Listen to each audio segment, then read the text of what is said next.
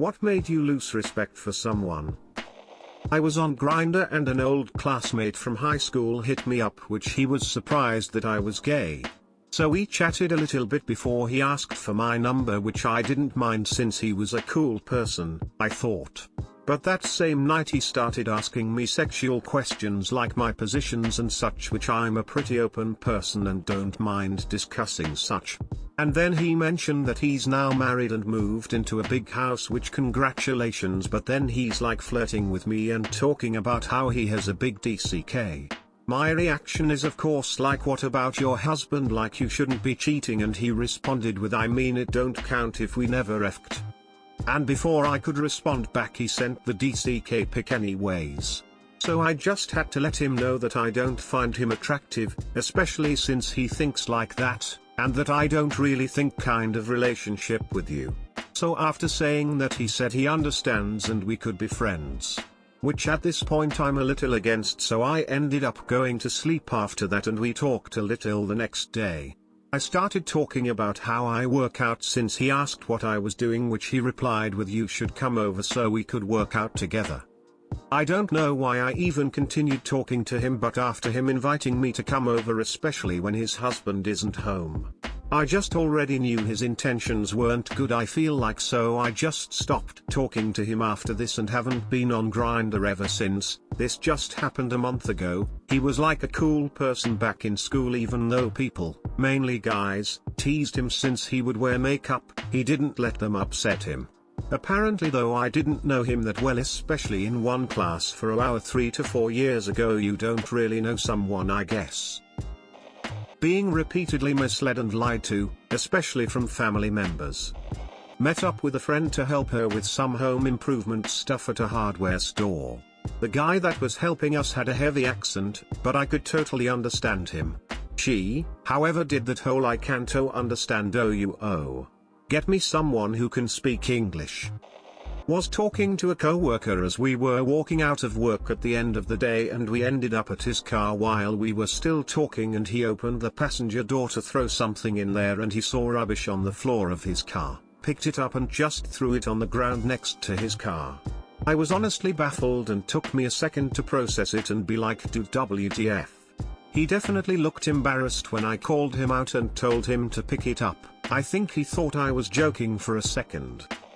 My great-granddad, I'll call him Kent, had a son. My grandfather, I'll call him Peter. Peter married a woman, I'll call her Lucy. Peter left his kids and Lucy in his home state so he could go to New York for work. He was a tinny, so he could only find work where buildings were being constructed in the 40s, 60s. New York was the place to be. He sent every cent he could back to Lucy and the kids. Peter had cut off contact with his dad, Kent, because Kent was a horrifically physically abusive man for all of Peter's childhood. Only time Peter ever saw his dad, Kent, after moving out was when Kent needed a loan he'd never return. Peter finally moved back home and found that Lucy had spent all of the money he had sent back, which was meant for the house/farm upkeep, kids, savings, etc., rendering them dirt poor despite Peter's years of work. Peter then found out Lucy was having an affair. With whom? Kent. Peter's father. Not proud of my lineage, except my grandpa, Peter. An amazing man, he was. Actually happened a few days ago. Friend group, A, B, C, D, and me. Said she had a whole list of mental illnesses, also drops that she's had rare cancer on/off for about a decade. I think a couple weeks pass and she tells us that she's getting the symptoms again and starting chemo next week. We're all worried, but A tells us it's no big deal cause she's had it so many times. It actually caused a fight between me and B, who I'm semi-dating, because I accidentally ignored B when trying to make sure A was okay. C and D do more research because parts of her story and several other stories don't add up. C and D end up confronting A about the discrepancies, and after a while A admits to lying about having cancer along with a lot of things she's told us. She ended up checking herself into psych and we've stopped communication with the exception of a text after she got out telling her to let us know if she needs anything, which is more than she deserves in my opinion. I'm not handling this well because I was pretty close to A and she was who I talked to when I needed advice about B, but after finding out all this, I've lost all respect for her. Edit, punctuation. Respect. The key is to never respect anyone and you will never lose respect for anyone. They threatened to call Child Protective Services on someone because they weren't raising their kids to be Christian. The one who threatened was my grandmother. And the one she threatened to call them on was the mother of her grandchildren. I disowned her shortly thereafter. I myself have been through the system, and so have many of my siblings. That's not something you say to another person. I used to work abroad in a poor country. One of my co-workers was alright. Although one day, we got to talk to a man who had a really terrible skin disease. Everyone was running away from him. We were talking to him regarding business. Then he proceeds to shake my co-worker's hand. My co-worker didn't return the gesture. It really shocked me. I did. Since then I never quite looked at him the same way. They refused to give me money. Discovered my friend is a weeb. Seeing how they treat other people. She said her ex was controlling, emotionally abusive, etc. and kicked her out of their apt with no notice after the breakup. My roommates and I took pity. We were all good friends prior to knowing all this and housed her and made her an official roommate the next time we signed the lease.